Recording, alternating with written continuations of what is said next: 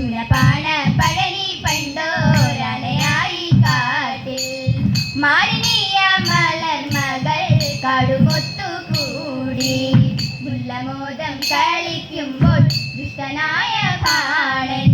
അഷ്ടമൂടി തന്റെ മാറിൽ കൊണ്ടു നല്ലൊരസ്ത്രം പെട്ടെന്നതു മാറിക്കൊണ്ടു മാറു തട്ടിയപ്പോൾ ഇഷ്ടനായ കാന്തകുജനോടു സേതു ചൊല്ലി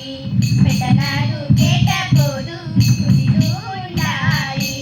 പത്തരമാറ്റുള്ള പൊന്നിൻ മുത്തഴകും നേരും പത്തു കൈയും തുമ്പിക്കൈയും ചിതമൊത്ത രൂപം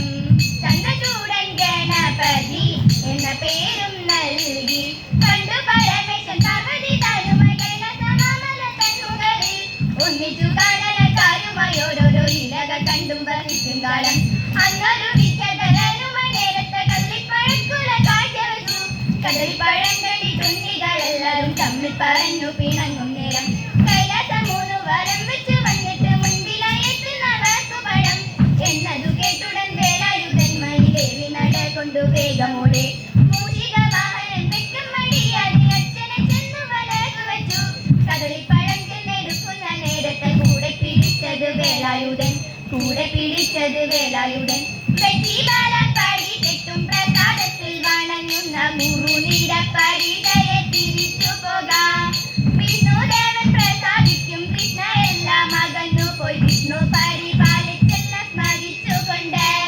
ബ്രഹ്മദേവൻ പ്രസാദിക്കും ആയുരാരോഗ്യത്തിനായി കരുത്തനായി ശിരസ്സെതാൽ അണിഞ്ഞുകൊണ്ട് പാർവതിയാം ദേവിയേറ്റം പ്രസാദത്തിൽ വണങ്ങുന്ന മുക്കുറ്റിപ്പു പറിക്കുവാൻ ഒരു മിന്നിങ്ങൾ